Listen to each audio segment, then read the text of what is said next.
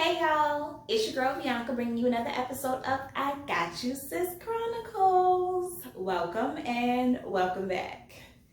So last week we dealt with a very serious topic and we talked about rape culture in the Black community. Honestly, y'all, I'm very, very grateful for the feedback that I've gotten and the conversations that I was able to have with different people, and even people who felt that they were given some courage that they didn't have before to tell their own story. So I'm always happy to be able to lend my personal experiences to any topic that we talk about, and being vulnerable. That is not the last that we'll talk about those type of things that affect the community that are normally taboo for us. It's very important that we have those conversations, that we educate the ignorant people. And being ignorant is not necessarily a negative thing if you are okay with changing your circumstances, right? So it's important that we give facts, education to those who do not understand rape culture in the Black community so that we can change the stigma around that very culture. All right, so this week we are going to talk about something a little more chill, all right? This week we are going to talk about being a boss chick, all right? A great lie about being Black and strong women is that we're Black and strong women for everyone else. The last time I checked, I was still lifting me up off the ground. But all the roosters keep crowing, as if it ain't well past dawn, as if I ain't already put in work, as if I ain't fit enough to fuck and feel bellies and heal wounds and not break my back. We are mega beings fractured. Still being told we don't add up, still being mathematicians and the math, still being scientists and the science, still being studied for the sorcery in our palms, still we snap back like our bodies have not been dissected. Or perhaps we are expected to snap back like our bodies have not been dissected, whistled at, whispered about, dismantled, fetishized, told not to be the parts of us white America dismantles and fetishizes. We are the uglied, the raped, the front cover, the front line. Our children, the cover story when dead, the backstory when living. We are the living, the ancestor, the magic, the nanny with the magic milk, the protector, the unprotected, while they Cinderella our parts and we still show up to the ball looking all yas. Outfits loud, dance moves loud, popping gum loud, glorious how the Black woman turns the loudest one in a room that tries to silence us, how our armor in a world of take is to give, or to say nah bruh, or to get our hair did, or to call somebody out in the middle of the street, or to mean mug, or to cry, or to slit our wrists. And this is when we are the most quiet.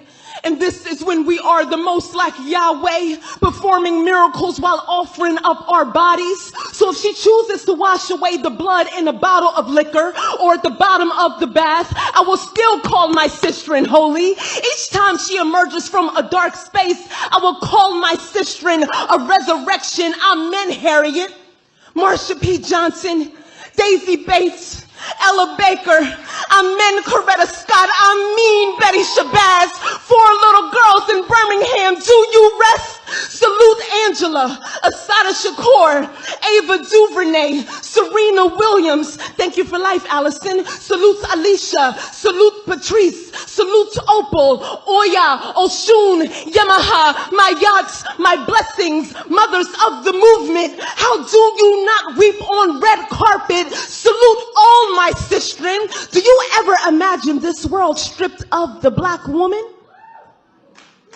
How some would rejoice. Hallelujah. As if the church wouldn't cave on in. As if most of the living wouldn't forget how to be alive. Love the idea of being a boss chick. And everybody does. There's different songs about independent women and the strength that different women have in being those things. I'm going to talk about what it is to be a boss, and then we're going to talk about how we can be received when being a boss. Okay? That's cool? All right. So to get this started off, we're going to define being a boss chick. So being a boss chick is taking ownership and accountability of your own success, right? So this means that you are a woman that whatever task that you place in front of yourself, you understand that you are the owner of your success. And whatever adversities come in your way, you're ready to pivot. You're ready for plan A, B, C, Z, double A, double D, whatever you got to do. You're going to keep going with it, and you own that. You're not blaming people for what you're unable to do. You're just going to pivot. You're just going to pivot around it. You're going to own your shortcomings, and you are going to embrace your growth, right? So I think that that's one of the biggest things. Another thing about being a boss is you don't have to tell anybody that you're a boss. No, boo-boo. You don't have to tell them. You want to know why? Because a woman that is a boss, she walks in it. She commands the room that she walks in. She has confidence. She only speaks when she has something to add to the conversation. She watches and observes those around her so that she can ensure that she is in a position that will keep her elevated in a way that maintains, right? That maintains her bossiness. I can't stand it, y'all. Like, I can't stand it when I'm around somebody and they've been put into a position of power and they got to tell everybody and their mama all the time. I'm the boss. I do this. I got that. I got this. I got that. Let me tell you something. I don't care if I put on an outfit from Walmart, TJ Maxx, daggone, Gucci, Fendi, Louis, whoever. I'm going to wear it the same because it is not who decided to sew their name to the cloth that I have on my body. It is me who is walking and wearing it, and I am going to wear it, honey. I am going to hold it down, okay? So being a boss, you ain't got to tell nobody nothing. It's all about the confidence that you exude. It's about the confidence that you put out, that flavor that you put out, right? Another thing about a boss woman is she always has a plan, okay? She always has a plan. Whatever goals that she sets in front of herself, she creates plans, and she understands that plans change. So she is ready with, like I said before, the plan B, C, D, whatever. She's going to pivot, but she has a plan. She knows what she wants, and she's going to go after it. She's going to walk it and talk it, all right? Another thing about a boss is they are always willing to reach their hand out to others, to assist them, to help them, to educate people, to bring them in on whatever it may be, to encourage and to empower. A lot of times people become bosses and they become successful in their own right, and then they begin to, start downing other people to make themselves feel better. That's not okay. You have to be able to uplift those around you, because being a boss does not mean that you belittle everyone else around you so that you can feel a certain level and at a certain status. No, you encourage those around you. You empower them, and you help people get where they want to go. Because you know that if you empowering the people around you, number one, it's going to make you look good. Number two, giving back is what it's all about. That's the true gift. All right. So enough about being a boss, because there's other characteristics that have to do with that. But let's talk about men and how they respond to boss women. There's two types of men that I'm going to talk about. I'm going to talk about men that want a boss chick, but they really not ready for them. And then I'm going to talk about men who want a boss chick and they all about it, okay? So I'm going to start with the okay? You'll run into men who you'll meet them and they'll be on some stuff like, oh, you're so confident and I love that about you. You speak up for yourself. You don't take no stuff, right? Then when you get into a relationship with the person, that's the stuff that they are complaining about. You talk too much. You always got an opinion. You always this, you always that. Nah. I put out a quote the other day and I said, do not allow somebody to apply a discount to you because they can't afford all that you are. Don't do it. Okay? Don't do it. Those are the type of men that you want to avoid.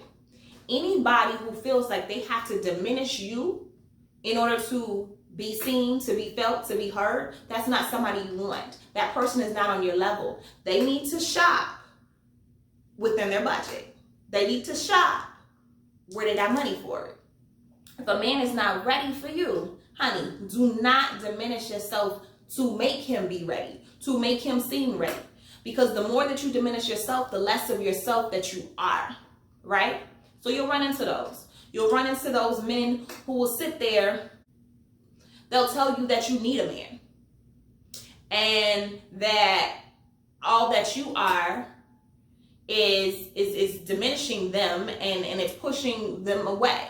No, if you meet the right, strong man, then that man will be able to stand on his own next to you. Now listen, there are women out there that emasculate their men.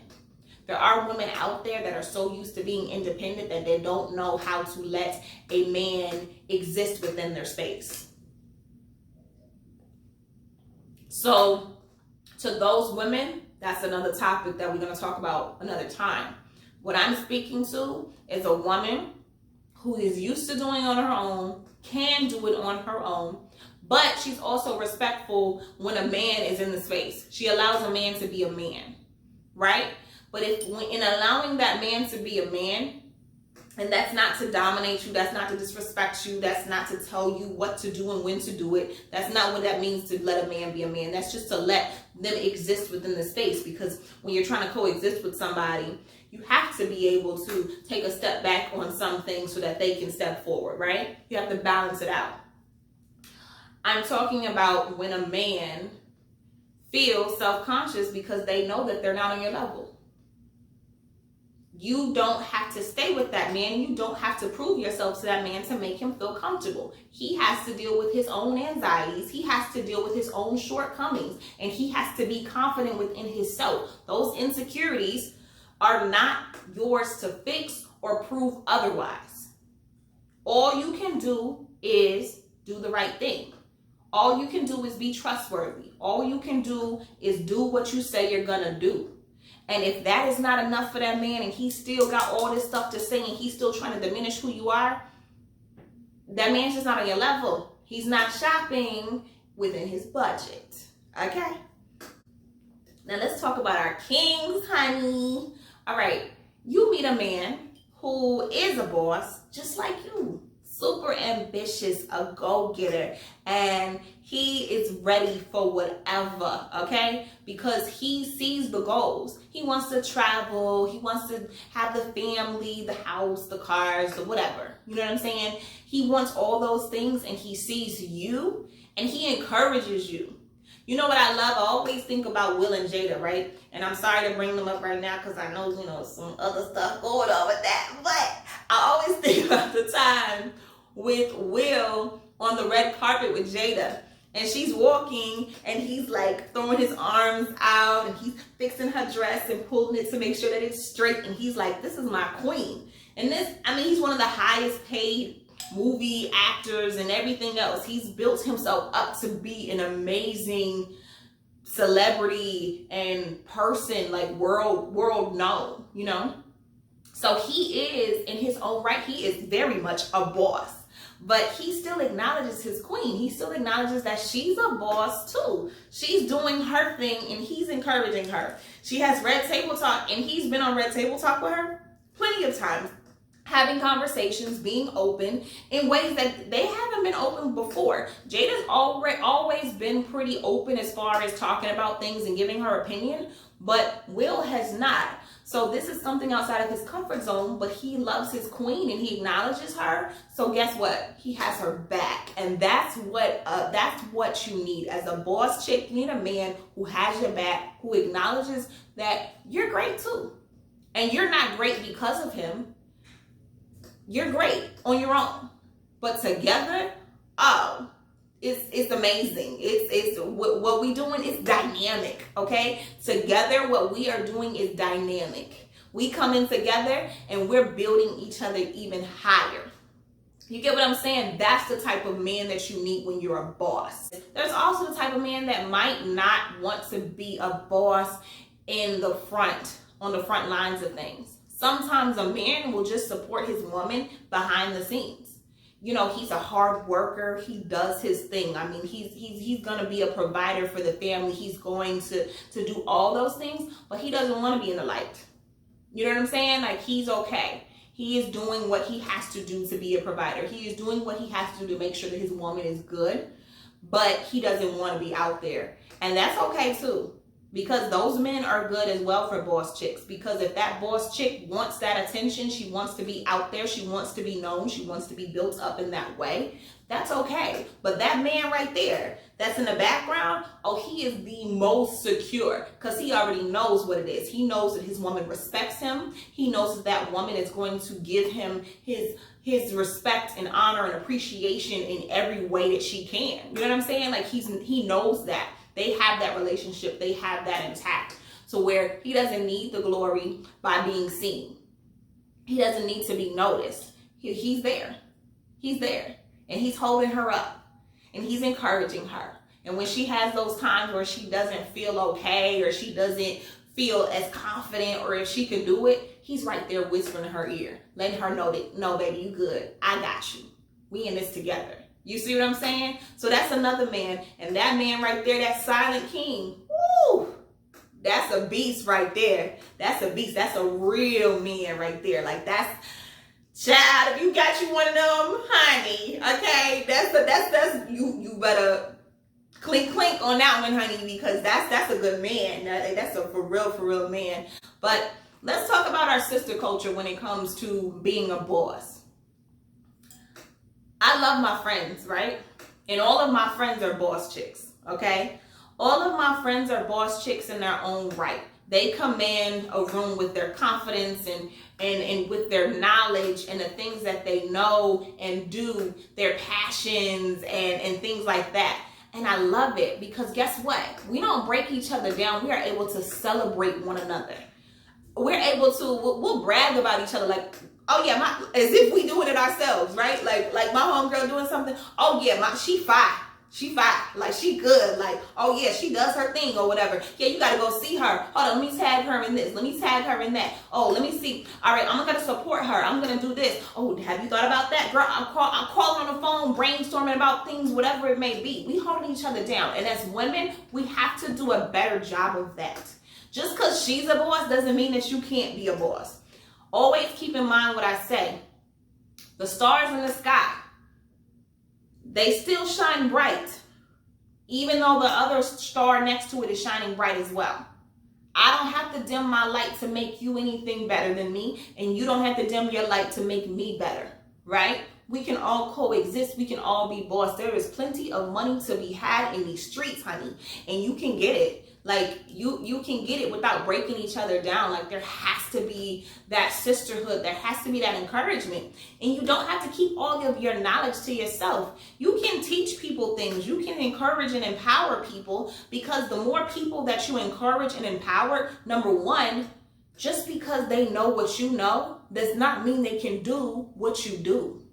So they might take what you've taught them and build on it and make it something different. They might apply it to a whole nother industry or whatever it may be. But I can wear a dress and somebody else can wear that same dress. That don't mean that we're gonna wear it the same, okay? Because these hips ain't the same as the next person. And my lack of bitties is not the same as the next person. You know what I'm saying? We gonna wear it different. That don't mean that we both can't wear it. That don't mean that we both can't be gorgeous, beautiful, modeling in it and doing whatever, but it's gonna be different. It's okay. It's absolutely okay. We can coexist. We don't have to be crabs. We don't have to tear each other down. We don't have to do none of that. As a boss, you have to be able to embody it as a whole. As a mother, you teach your children, you train them up so that they can learn things that you had to learn maybe the hard way. Teach them the lesson so that they don't have to learn those things. Give them the head start. You know what I'm saying? Get their credit right. Put them on your card or something as an authorized user before they graduate from college, so that by the time they graduate from college, their credit is already formed in a manner to which they'll be able to buy a house, get a car, get loans with low interest and things of that nature. Build them up. Start them off in ways that we didn't know to do or our parents didn't know to do at the time. We're learning these things, and we have to be able to give our children the opportunity to do better than us. The boss, we learn things and then we teach others those things. We give those different tips to each other because why? We want to be better as a community. We are talking about Black Lives Matter. We are talking about Black Wall Street and trying to recreate that. We are talking about Black entrepreneurship. We are talking about owning more things and being able to get out of the cycle of being dependent on the government and things of that nature. We are talking about all those things right now, and in order to be able to truly and utterly have those conversations, number one, we have to acknowledge that all Black lives matter, okay? So do not diminish others and try to say that only rich Black people matter, only people that speak proper English matter, only Black people with college educations matter, only Black people with HBCU degrees matter. We can't do that to each other, right? All of the ratchet hoes, oh no, those Black lives don't matter. If she is asking her man for child support, oh, she doesn't matter. If he's behind on his child support, he doesn't matter. If he don't take care of his kids, he don't matter.